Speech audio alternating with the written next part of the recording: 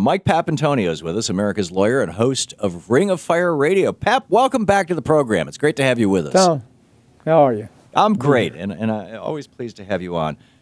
As an attorney, you understand what grand juries are and how they work and all this kind of stuff. Can you explain to me why it is that in Ferguson and in New York City that the prosecuting attorney presented before a grand jury essentially the defense when, if I have this right, Antonin Scalia in a 1992 opinion, Supreme Court opinion said, and I quote, "It is the grand jury's function not to inquire upon which foundation the charge may be denied or otherwise to try to the suspect's defenses, but only to examine upon the foundation, what foundation the charge is made by the prosecutor." It seems like when there's a cop involved, these prosecutors flip their functions upside down.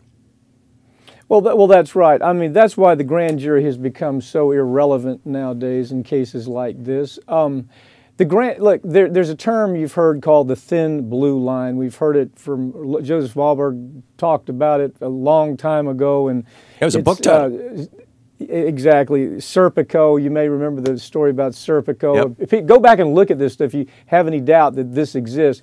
But what it is prosecutors and judges and policemen have a direct interest in protecting prosecutors and judges and policemen on issues like this.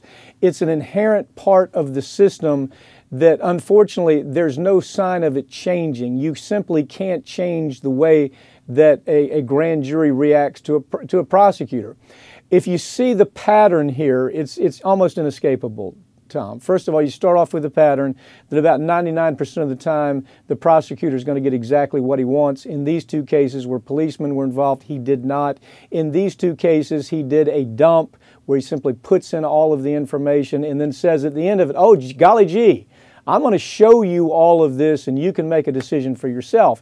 And then you read the data, you read the transcript, as I'm sure you took a look at in Ferguson, and we all did, and you understand as you read it that you can't really tell what's going on there because there's so many nods and winks and emphasis and de-emphasis taking place.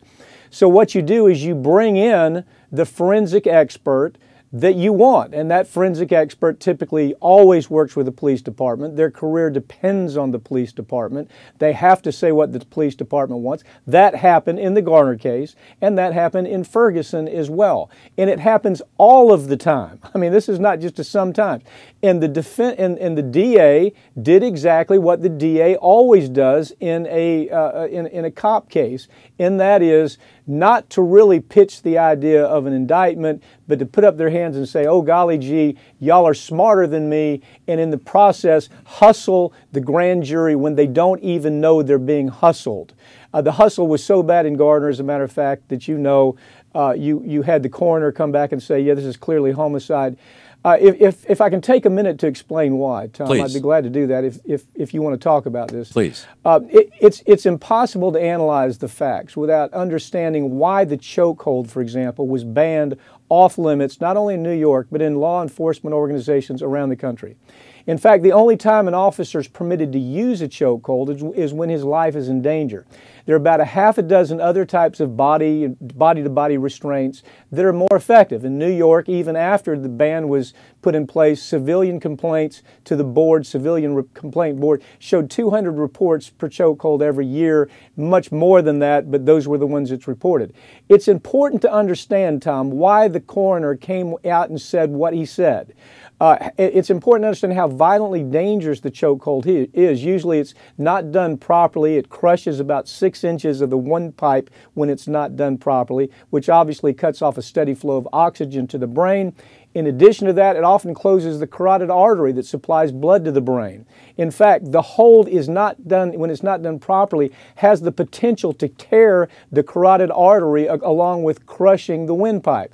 Add to that continuing complicating factors such as respiratory impairment from things such as COPD or asthma or blood flow restrictions, and all these problems become predictable and people die needlessly. Now here, the reason all of that is important is the coroner saw all of that.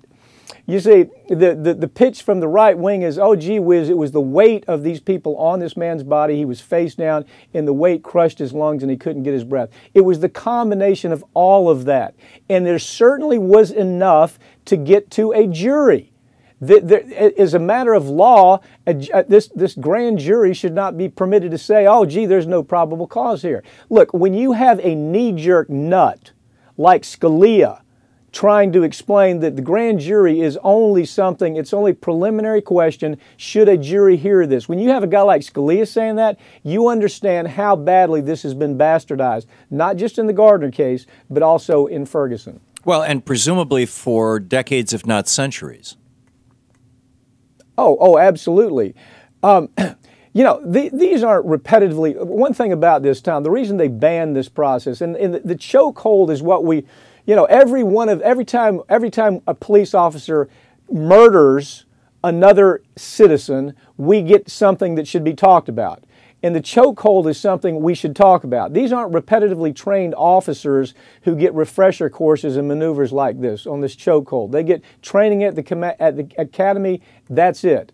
But truthfully, it would have made no difference here what the coroner said, because in the actual hearing, what the grand jury heard was forensic experts that the DA paraded through because they were handpicked. They were police-friendly pathologists who make their living. They can't eat unless they come out and testify exactly for what the police want. They can't get the cases in court. The DA can't win in court without the police officers. So the grand jury process should be limited to that one question, and that is, should a full-fledged jury hear all the facts? Should they be subject to cross-examination when they're on the stand if it's a forensic expert? Should we be able to have a jury do what a jury's supposed to do, and that's get to the truth here?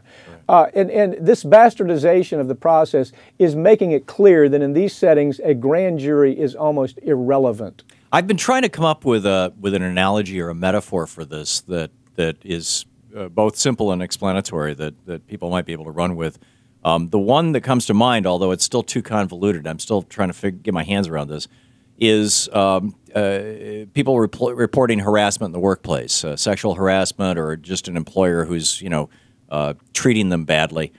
You know, very often people don't report that because they don't want to go up against everybody in their workplace. And as a consequence, a lot of horrible stuff happens, and et cetera, just because people want to get along. They want to keep their job and they want to keep their relationships. Isn't the prosecutor's role with the grand jury, with the police, very similar to that?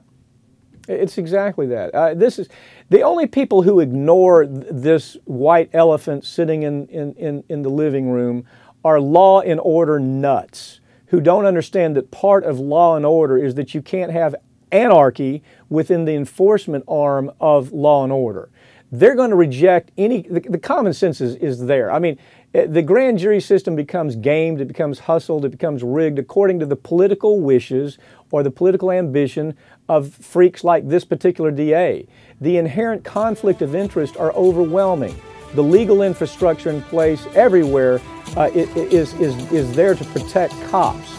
The Supreme Court, for example, in a series of rulings as far back as the 1980s, gave police a green light by telling them that the total decision-making about using deadly force came down to whether the officer's subjective belief is that his or another officer's life is threatened, not by death, but even simply by injury. It's called objective reasonableness. Thom Hartmann Program. Bastardized. Yeah, amazing stuff. Mike Papantonio, America's Lawyer, ringofireradio.com is the website. We'll be right back.